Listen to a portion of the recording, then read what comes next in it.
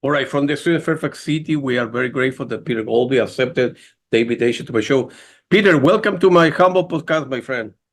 Thank you. I'm going to have a good time. I know I am. All right, thank you very much. Peter, let's go back to the beginning of your life. Were you born like in a musical family?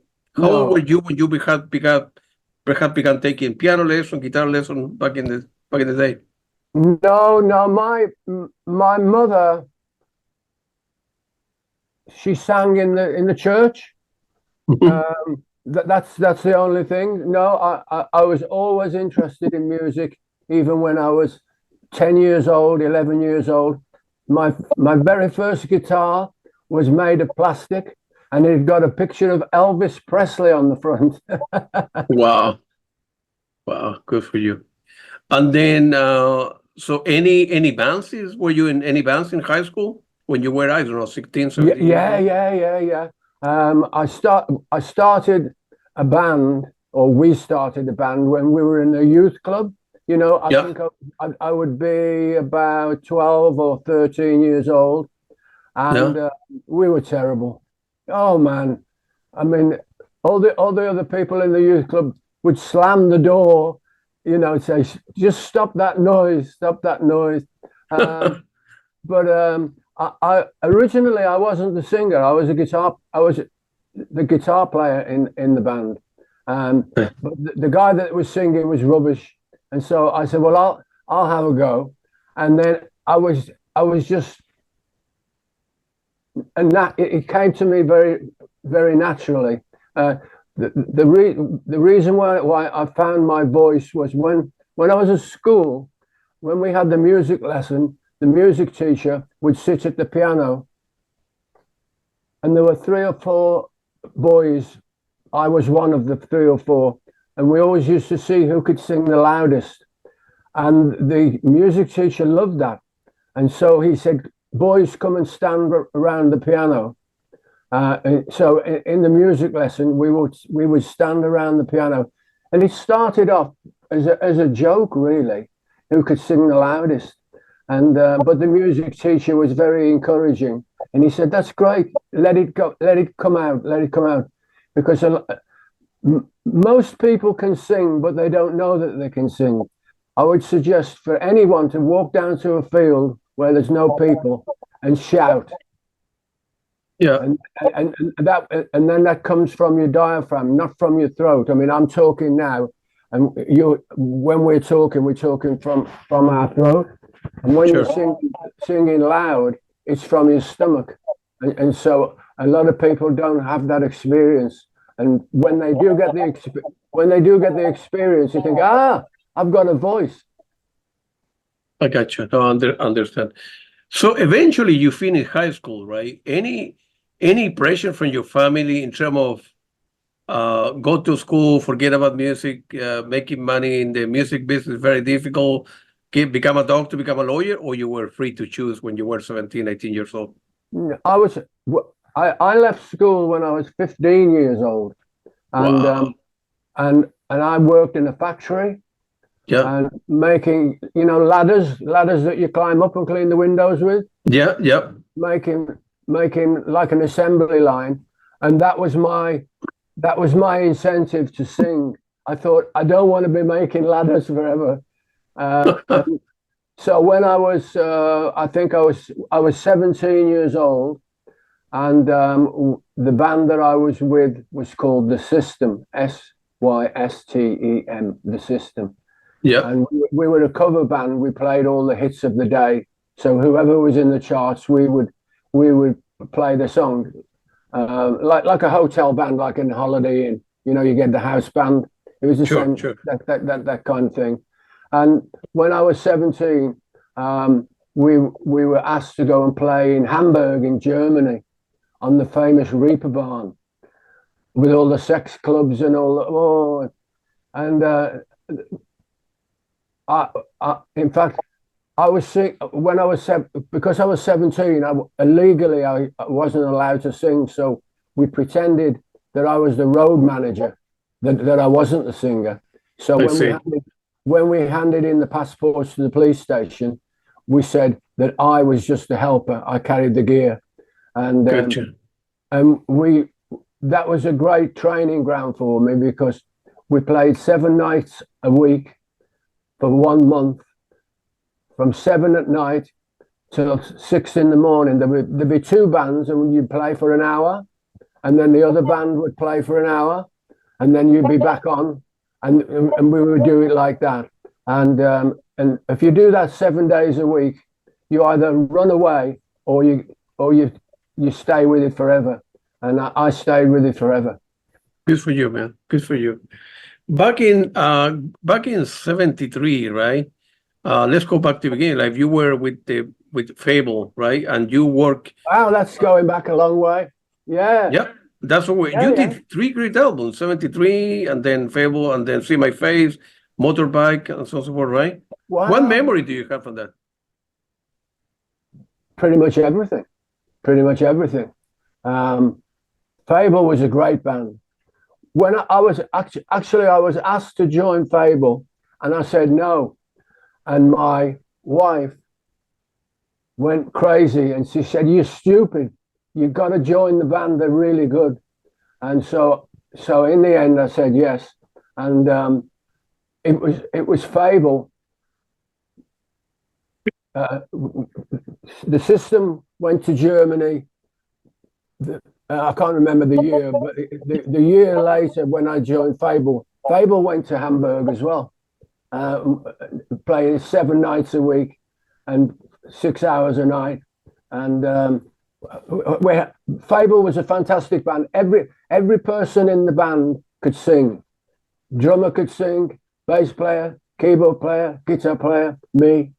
And we were doing Crosby, Stills and Nash, all that kind of harmony stuff. And we were great. We used to do a lot of what we would call support shows. So there'd be a headline act, and we would be on first. You know, we would open the show, and it was really funny because very often we would play with a famous band. I'll give you an example: Manfred Mann. And I can remember we played a gig with Manfred Mann, and they did. They had a hit with, I think it was called Stormbringer. Da dun dun da dun da. No, that's the wrong song. Anyway, Yeah. what used to happen was we would be on first, obviously, because we were just a support act, and we would play their hit. And very often we would sound better than they would sound, although it was their song. And it used to happen all the time. Wow. Because we've got a Hammond organ, we've got Moog, we've got electric piano. Lead guitarist was great. Bass player was fantastic. Great singer. The drummer was actually he was a better singer than he was a drummer, to tell you the truth. But we got everything. I could play guitar, acoustic guitar. I could play mandolin. So when a record was released and we learned to play it, we could emulate pretty much exactly what was on the record because we could all play different instruments. So it was great. It was great. I got you. And then, of course, from that, you were the lead singer and the second guitarist of Trapeze, right? And you did great albums. Hold On, Yeah. What do you recall from that period, then? Everything. And I remember everything. I'm not very good with dates, but I remember everything. Trapeze were from the same town as me, Wolverhampton in the Midlands in the UK. And in fact, Glenn Hughes, Glenn and I used to play golf together. And it was really funny because he was in Deep Purple and playing golf with me, and his hair was so long it was touching his bum. And when we used to arrive at the golf course, everybody would look as though we'd landed from the planet Mars. But he couldn't play very well. I don't know whether he plays now, but we all knew each other, and so Glenn joined Deep Purple, Mel Galley, that is a lead guitar player.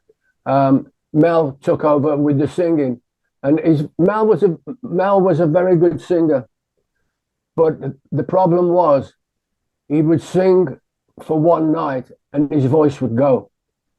So they had to get me in. I was the reinforcement, I think, and when I joined, they were a great band. Dave Holland, what a fantastic drummer, incredible drummer, and I can remember the first day when they asked me to rehearse with them to see whether it would work out, and I learned a few of the songs, Black Cloud, and I can remember at the end of the day, Mel said to me, "Well, have you got any songs?" And I said, "I have, yeah, I've got some songs."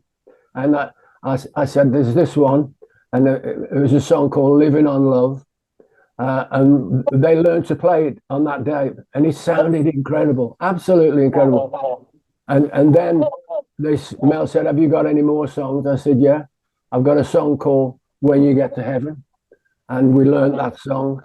And then I think that was it for that day. And the next day we rehearsed again, and at the end of the day, we learned another one of my songs, "Don't Ask Me How I Know," and all three of them went on the album Hold On. So I was absolutely thrilled. It's good for you, man. And even before joining Trapeze, you were active as a solo artist, right? You were releasing a couple of 245 RPM at the time, right? Tell us about it. Yeah. Well, what happened was when I was with Fable, we got a record contract on Magnet Records, and we did an album, a very good album, but it wasn't successful. It wasn't a failure, but it wasn't successful, if you know what I mean. Yeah. And the record company called me to the office, and they said, we don't want to carry on with the band, but we want to carry on with you, because I was writing most of the songs anyway. And it was a tough decision. So do I lose the record contract and stay with the band, or do I take the record contract and leave the band? And yeah. I chose to. I left the band, and so I became a solo artist. And the record company were great with me. They supported me financially, and they just said, just write some songs. Just learn to write good songs, and so that's how it all started. And we had a couple of singles out. But my problem, Claudio, was that I'm a rock singer, and they wanted me to become. There was an American. Do you remember? Can you remember a guy called Jack Jones? Yeah. Like a very smooth Sinatra type. Yeah. They wanted me to become that kind of singer, and I was really uncomfortable. I didn't like doing it. And in the end, we had a meeting, and they said, "Well, what do you want to do?" They said, "We will start." In fact, Chris Rea, you know Chris Rea? Yeah. Chris and I were together, not working together, but we were on the same record company at the same time. And Michael Levy, who was the head of the record company, he said, "Peter, what are we going to do with you?" And he said, "I'll stay with you as long as it takes. I will spend as much money as it takes to make you into a household name." I said, "Michael, my problem is I don't want to be Jack Jones. Jack Jones is great, but I don't want to be Jack Jones. I'm a rock singer. That's what I want to be." He said, "Well, I'm going to let you go. Just walk out the door. I'm going to rip your contract up, and I wish you all the best of luck in the world." And I literally walked out the door, and then within within a year, they'd concentrated on Chris Rea, and Chris Rea was a big star. So maybe I should have become Jack. I don't know. Maybe I should have become a Jack Jones. But it wasn't natural. It wasn't a natural thing for me to do. You know, I'm a rock singer. I've got a loud voice, and so that's what happened with with my solo career. Yeah, unfortunately, yeah.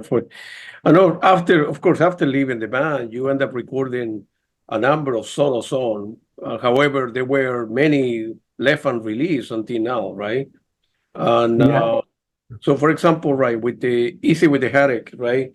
Yeah, the my favorite song. My favorite. The CD is awesome. The quality is excellent for 30-year-old demos, and the song outstanding. You know, it's such a shame that this song didn't see official release decades ago, right? Why, if you don't mind, what was the motivation of you keeping that in the, you know, in an old computer, an old hard drive, and releasing that in the last, I don't know, 2 or 3 years or so?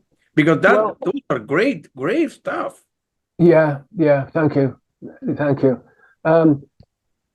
It's a long story, but what happened was all I ever wanted really to do was to become a successful songwriter. Yeah. But I ended up singing the songs myself because nobody else wanted to sing them. This was at the time, at the time. And I was under contract to various publishers as a writer. And the Easy with the Heartaches, all the songs on Easy with the Heartaches, all the songs on I Will Come Running, and all the songs on the new album, Don't Think This Is Over, they were all written in that period where I was writing songs. I couldn't get a record deal. Claudio, that's the honest truth. That's the only reason I can give you is no one was offering me a record deal. And so I walked away from music completely I think it was 1990, 91, something like that. And all those songs were just laying there. They were just sitting there. And then when I retired, stopped singing completely from 1992, the songs are just waiting. And then now, with the publishing contract, after so many years, the songs returned to the writer. Yeah. 40 years, I think it is. And then all of a sudden, all these songs, which were already recorded, already done, came back to me.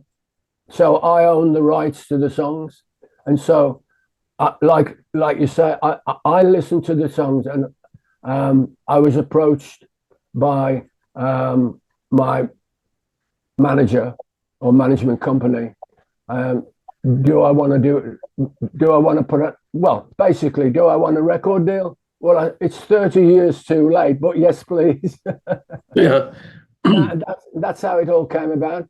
And I'm very lucky in that I'd written all those songs. I mean, Easy with the Heartaches did incredibly well.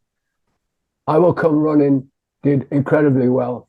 The new album, I was so surprised because those songs were just lying in a box on a DAT, a DAT cassette. Yeah. And my management company said they talked to the people that own the publishing company, that had bought the publishing company, which included my songs. They talked to them and said, well, you've done nothing with these songs for 30 years. Why don't you just let Peter have the songs back and we're going to release them? And they said yes. And when I got the songs back, Claudio, I couldn't. It was just amazing. They came by on digital. It came on my computer. Yeah. And the first song that I played was "Don't Think This Is Over," and I thought, wow, is that me? Did I do that? That is absolutely. It's a great song, and I can say that I'm not being arrogant. I can say it now because it's not me. I've become a different person since I sang that song, and now I can listen to it and I think I like that guy. He's got a good voice. I like the way he phrases certain words. I like this, and I like this about the song. And I was so excited. And then I think the second song I played was Show Some Emotion. And I thought, again, that's a great, what, like you said to me, how come these songs have never been, as what they call in the music business, how come these songs never grew legs? They never did anything. No one did anything with these songs. And then I played another song. And then after about the fourth or fifth song, I was just laughing. And I thought, we've got to put this album, it's an album waiting to come out, which it was supposed to be in the first place 30 years ago. But yeah, no, absolutely. I mean, with the other two records that we'll talk about in a couple of minutes, you are getting the recognition that you deserve, Peter, either with Uriah Heep, with Trapeze, on your own, whatever it is, man. The music need to be heard because it's very, very good stuff, man. Thank you. And I really mean this stuff, man. I know you do. It's very good. If you have a stay with Uriah Heep, you think the last three records that we'll talk about later on could have been part of Uriah Heep or this type of music, right? Definitely. Yeah. Because they could be. Yeah, go ahead. Yeah, I think most of the songs that I've done since I left Uriah Heep, the songs are Easy with the Heartaches, I Will Come Running, and Don't Think This Is Over.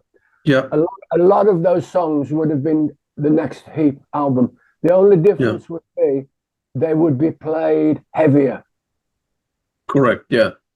Because of the musicians that were in the band. Yeah. I can remember when I joined the band, I'd written Too Scared to Run, which is one of my most successful songs. I wrote Too Scared to Run 2 years before I joined Uriah Heep. Yeah. And it was a really, really good song. And when I went down for my audition to join the band, when we were rehearsing, I said, I can sing all Easy Living, I can sing Gypsy, I can do, Look at Yourself, The Wizard. All of these songs will not be a problem. But why don't we try and learn a song from the beginning altogether? So we started from scratch. And everybody said, that was a good idea. And Mickey said, have you got something you want to do? And I said, yeah. I said, I've got this song. And I can't remember whether I took mixed guitar or whether I played it on an acoustic. I can't remember whether it was an acoustic guitar. But I showed the guys the song and I sang the song. And it was, okay, let's go. And we played around with it for about 45 minutes or maybe an hour. And then it was like, okay, let's have a go at it. And they started to play Too Scared to Run. And my head nearly exploded. It was fantastic. Absolutely. It was the way that they played it. Although the words are exactly the same, the melody, the chords, the guitar riff, everything is exactly the same. It was just it was Bob Daisley and Lee Kerslake, their heavy approach to the song. And we did exactly the same. They said, that's great, absolutely great. Have you got anything else? And I said, yeah, I've got another song. And we learned another song. And I can remember the Hammond organ, John Sinclair playing the Hammond organ. And I thought, wow, this is incredible. And that song was Chasing Shadows. And both of those songs were, Too Scared to Run was the first song on Abominog, and Chasing Shadows is the second song on Abominog. Wow. Well, thank you for sharing with me because that's amazing. And then after, I believe you. And I think I read somewhere that one of the main reasons that you end up leaving Uriah Heep is that you guys were touring a lot. I think in Australia you did like a 25 gigs in 27 days. Oh, That was crazy. crazy, man. Yeah. It was 16. I've told this story so many times. I was stood in Hamburg in Germany, Yeah. in the Hamburg Hilton Hotel, and it was full of famous musicians. There was a big TV show being made down the road, and everybody that was anybody was in this TV show, and they were coming backwards and forwards to the hotel to get changed and do the makeup and this and whatever. And we arrived in the hotel reception. There was me and Mickey Box, and I think I was signing in or doing so. Anyway, there was somebody walked up behind me and kicked me in the back of my leg. Not bad, but friendly, like hello. And I turned around and it was Gary Moore. And I said, hello, Gary. He said, what are you doing here? He said, are you doing this TV show? I said, no, we're actually doing a gig tonight in town, in Hamburg. And he said, are you okay? He said, is your voice okay? I said, well, no, not really. And I said,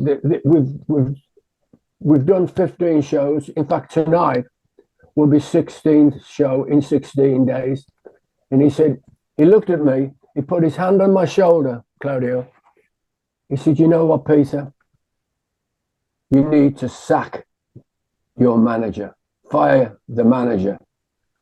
And I turned around and the man next to me was our manager.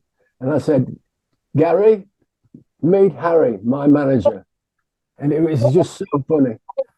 Wow.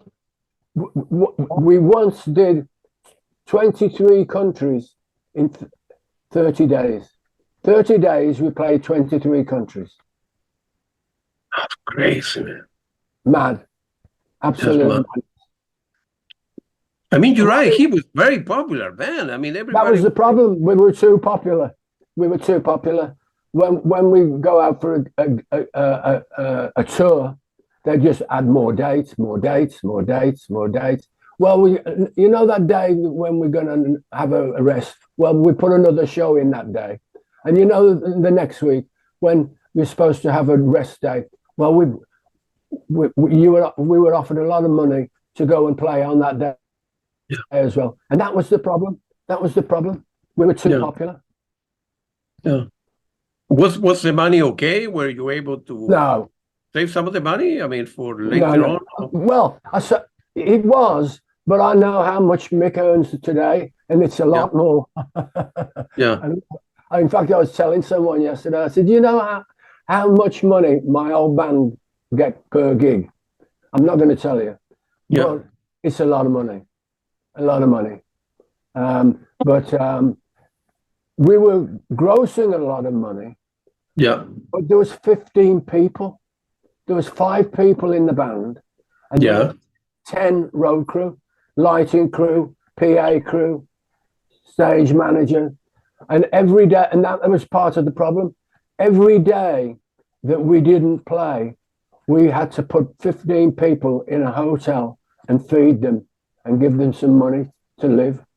Yeah. Wow. And so the management would put another show in, because every day that we weren't playing, we were losing money.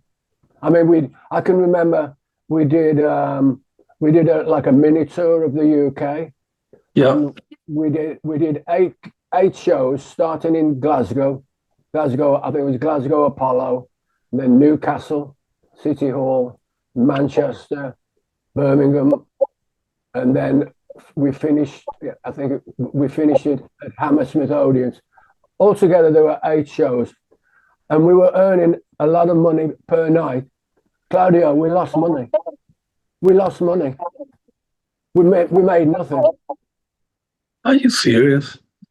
I'm honestly, yeah.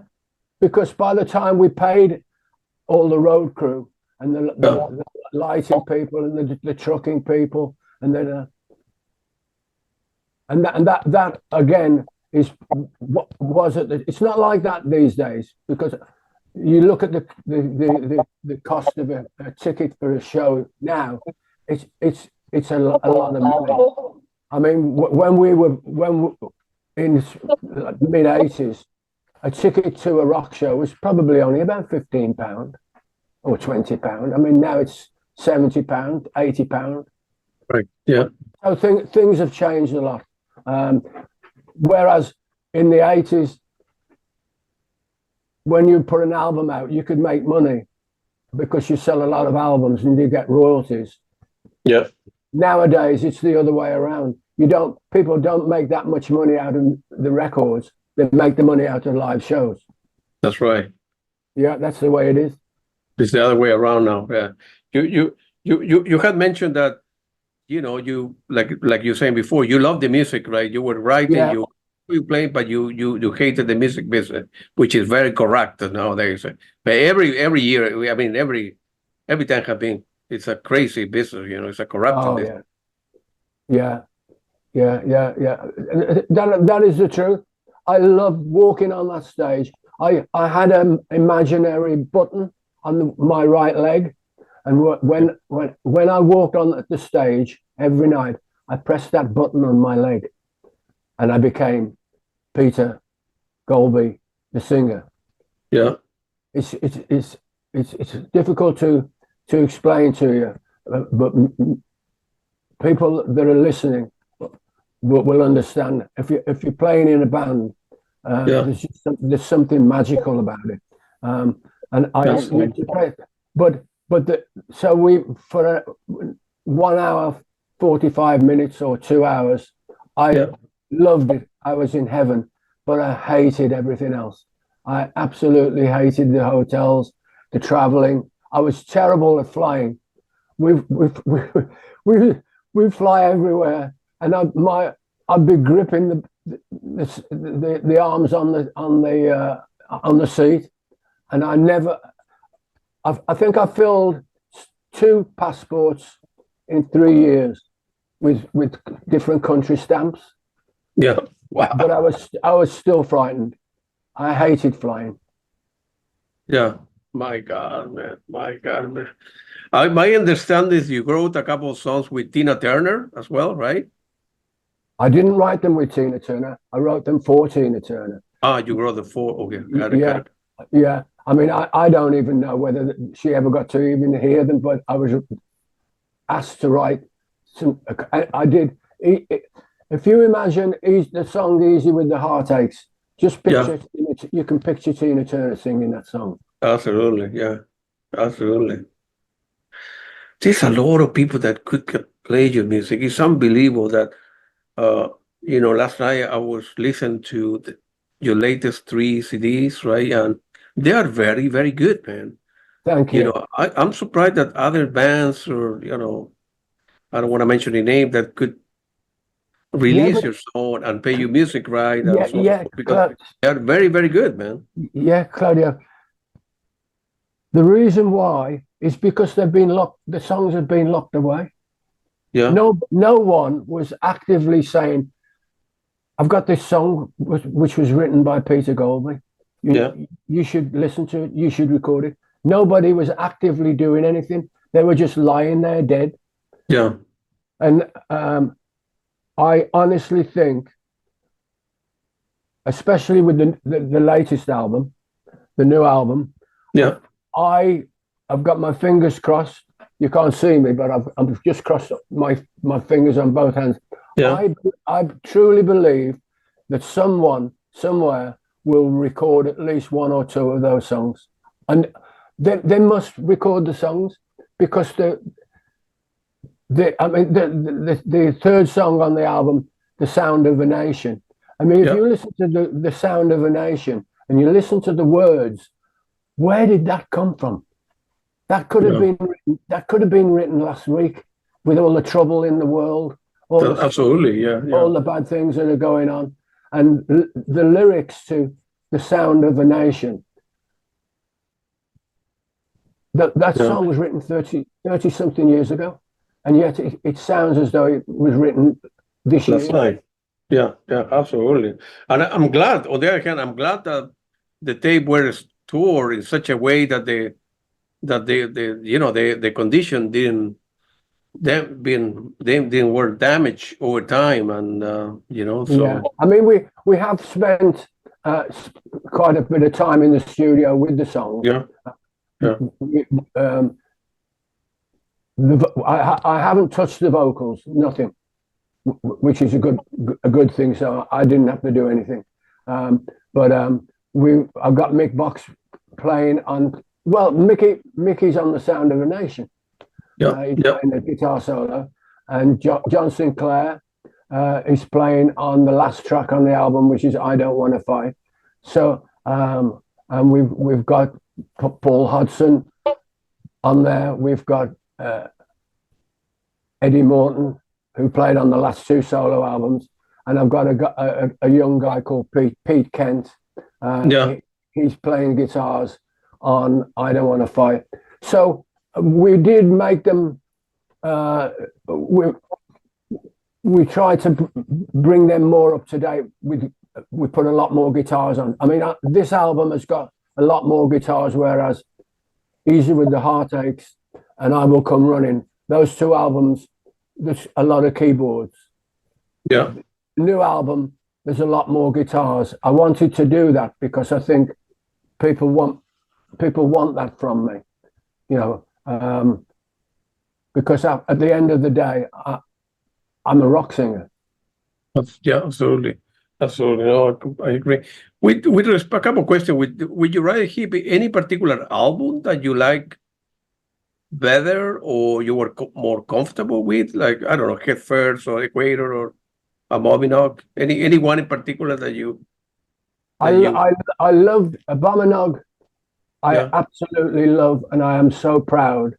Yeah. And I love, and I'm so proud of Head First. I'm not a big fan of Equator. Yeah. I think I did a good job on Equator. Yeah. The vocals. I think the vocals are very good on Equator. Yeah. The musicianship is fabulous, but the sound of the album, I don't understand why it's difficult for me to listen to. The production. Yeah. We were in the mid-'80s, and everything was echo and reverb and all these effects. And I wish sometimes somebody would completely remix that album, because it should sound a lot better than it does.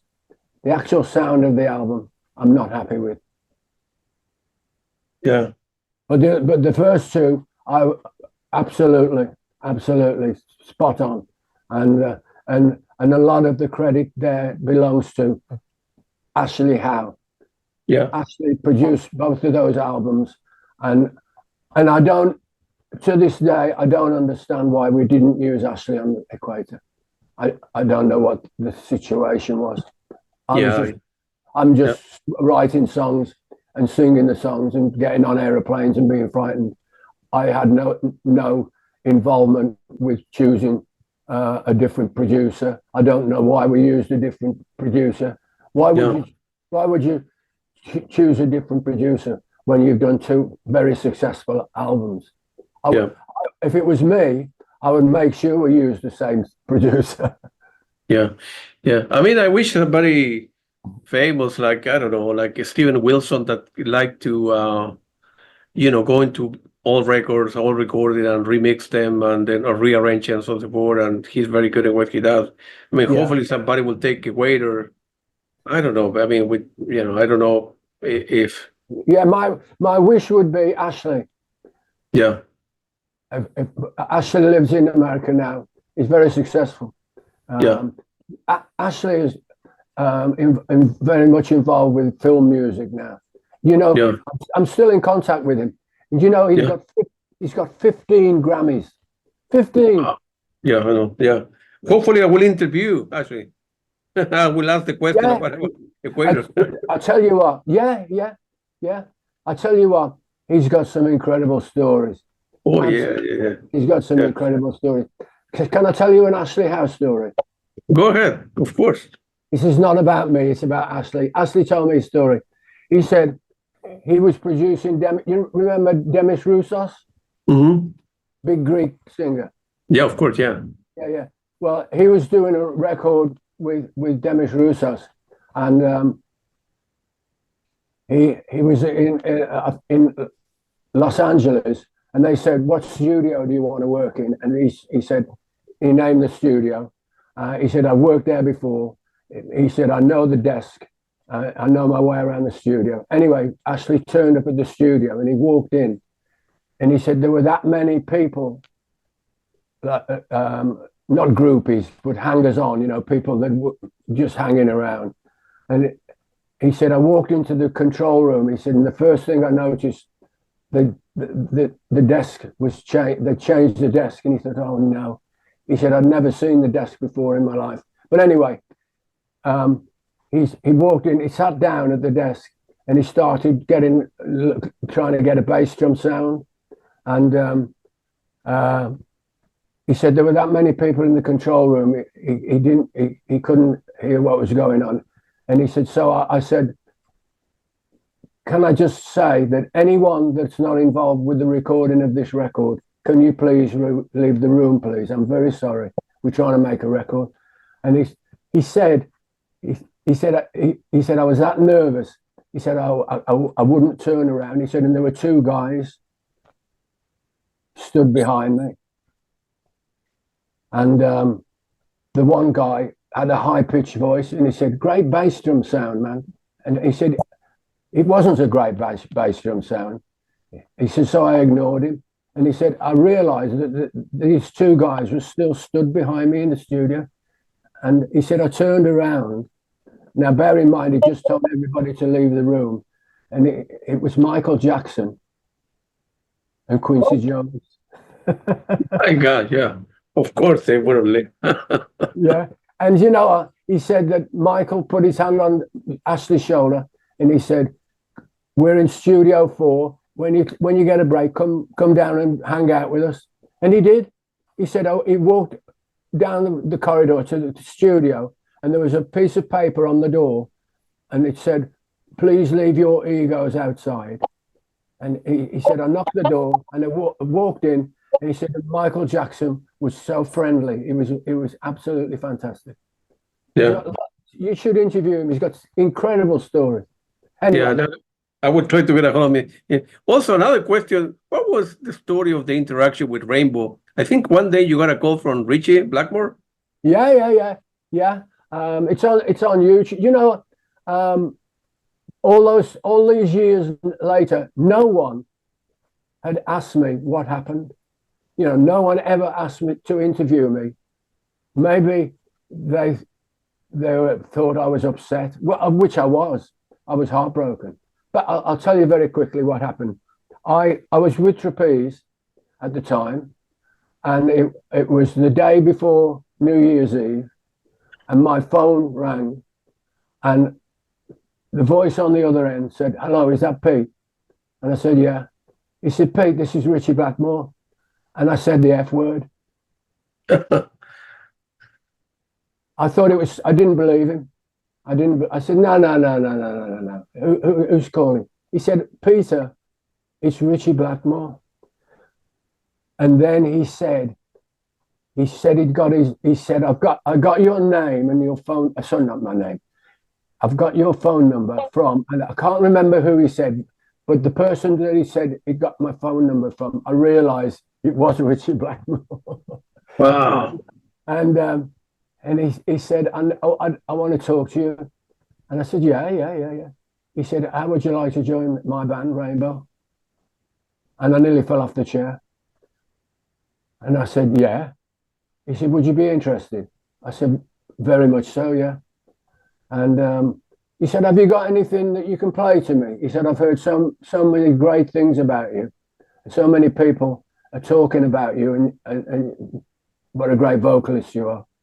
And he said, "Have you got anything that you can play to me?" And I said, I've got, it was Hold On, actually. Yeah. I said, I've got the new Trapeze album. We've just finished it. And I said, shall I play you a song? And he said, I said, well, what shall I do? He said, just put the record on and put the telephone next to the speaker. Yeah. And the song was "Don't Break My Heart Again." and which it's quite a long song because there's a slow section at the front, and then it goes into the rock section of the song, and it's about 6 minutes long, and I'm sat there looking out the window. I've got my telephone against the speaker, and I'm thinking, he's probably gone. He's probably got fed up and put the phone down. Anyway, I came to the end of the song, and I said, "Hello, are you still there?" He said, "Yeah, very much so." He said, "Fantastic." He said, "How would you like to come to Connecticut, New York?" And I said, yeah, when? He said, "Tomorrow." And I did. I went to New York, and it was New Year's Eve. I flew. Imagine me flying to America, gripping the seat on the aeroplane on my own. But I'm thinking, I don't believe this. People won't believe me. They're not going to believe this. Anyway, went to Connecticut, auditioned with the band, Cozy Powell, Don Airy. Roger Glover wasn't there. Obviously, Richie was there. And I got the job. I actually got the job. I was hired. I was on the payroll. And I was told to go home, and the manager, Bruce Payne, would contact me. And I got back to England, and I said to my wife, "I've got the job." And can you imagine? I just couldn't. It was just fantastic. Anyway, as I say, I was on the payroll. And then I had a phone. Well, I had a lot of phone calls, but I had a phone call from Bruce Payne saying that we were gonna do a demo at Roger Glover's house, because they'd played me a song. Cozy Powell played me a song, and he said, "Do me a favor." He said, "Will you talk to Richie?" He said, "Because the record company want us to record this song, and they've promised they're gonna really promote it, and it will be a big hit." And Cozy played me the song, and it was "Since You've Been Gone." Yeah. But which was written by Russ Ballard. I didn't know at the time, but it was written by Russ Ballard, and the band singing it was a girl group. There was a girl singing it, and he said Richie don't like it, and he said, "So if you can," he said, "try and persuade him." Anyway. It's, as you know, it is a great song. Absolutely. And, anyway, we went to Roger Glover's house. They'd hired Jethro Tull's mobile studio outside the house, and I did "Since You've Been Gone," and we record only a demo. And we recorded it, and everything was fine. I'm still in the band. Then I got a phone call. We're starting the album Down to Earth, and told me where to be. And I arrived back, and me again on my own, gripping the seat on the aeroplane. I arrived at Geneva at the chateau, and they'd hired. Basically, it was a castle. We got a drawbridge, the whole thing, and that's where we were recording Down to Earth. And we were there I was there for 3 or 4 days. Things didn't go very well at all. They fired me. Well, I say they fired me. Roger Glover came into my room and said, "Richie's not happy. You're fired." And that's the truth. Wow. And I was given no reason whatsoever. But it turned out later on that apparently Richie wasn't happy with my range. You know, he didn't think I could sing high enough. And the truth is, I didn't ask to join Rainbow. They asked me. Yeah. I mean, I am who I am, and I sing what I sing. Sure. And Richie, which is true, which is a fair point. Graham Bonny sings a lot higher than I do, Yeah. but there are a lot of singers that don't sing as high as Graham Bonny. I mean, what's his anyway, I can't think of the guy's name, but I was fired because I couldn't sing high enough. Yeah. Wow. Wow. But I actually was in the band, and no one had ever asked me to tell the story. And you know, my friend Peter Kerr in Australia did the interview for that. The first day that it was. Have you listened to it? If you haven't, you need. If you go on YouTube, punch in. I was the singer with Rainbow, Peter Goalby. Yeah, I will listen. Yeah. I have not seen it. So. Yeah, in one day, the first day it was on, we had 10,000 visitors. My God, man! Wow, good for you, man. In 2 weeks, how many do you think? Anyway, 31,000 visitors. 31,000. I couldn't believe it. I thought, wow. And again, it's taken 30 years for the truth to come out. Yeah. I'm good that you're saying that, and you are opening up about that. The other record, I mean, before we talk about this thing, don't think it's over. I Will Come Running. That's another masterpiece, my friend. Thank you. The same question before. Hard for me to believe that some of the material were recorded about 30 years ago, and then all of a sudden, 20, 30, 40 years later, I'm seeing the light of day. I mean, yeah. Can I tell you something? Yeah, of course. Have a guess how much money it cost to record. No idea. No. This is not one album, 2 albums. So all the songs on Easy with the Heartaches. Yeah. All the songs on I Will Come Running. In total, the recording cost was less than £5,000. That's nothing, I know that both albums together cost less than £5,000. Yeah. So it's an incredible story. It's an incredible story, and if you listen to them, you think, well, how can you make? So that means maybe £2,500 each. How can you make an album like that for £2,500? But we did.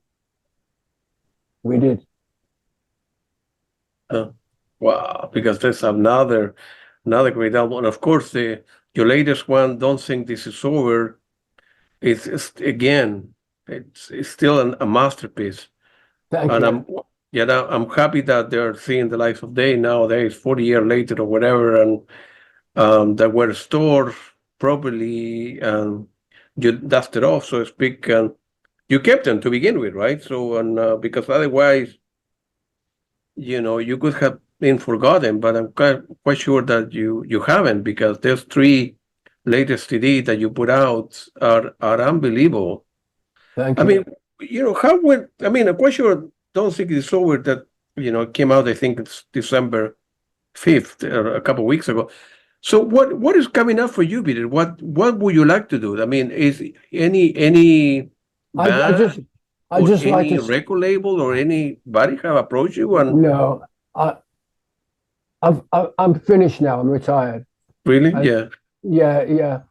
It would never be it wouldn't have the magic now. I've seen so many people that try and do what they did 30 years ago, 40 years ago. Yeah. And it doesn't work. There's no magic there. I don't have the passion anymore, Claudio.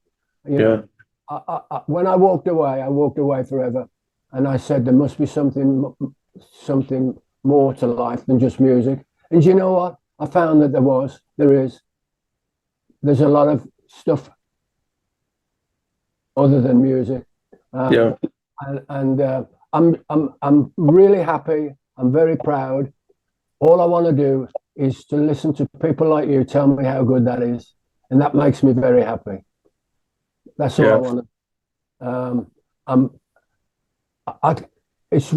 As I've said, it's very strange when I listen to any one of those 3 albums now. I can listen to each song as though the guy that's singing is not me, it's somebody else, and I can enjoy them. When I was singing, you know, at the time in the 80s and singing with Heep and singing with Trapeze, I was always uncomfortable listening. If I was listening to myself singing. Yep.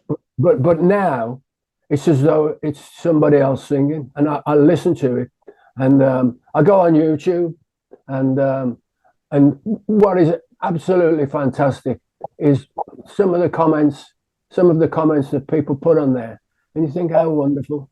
And somebody said to me the other day, you know what? He said, when I listen to your music, he said, if I listen to one of your songs, it's like a 4-minute movie. Isn't that a lovely thing to say? Absolutely. Oh, absolutely. No, I have no plans of a comeback. I'm not going to tour. I'm not interested. And I'm not going on an aeroplane ever again. Never. But is there more to come from you? I mean, there is more music sitting in a hard drive somewhere or a store somewhere?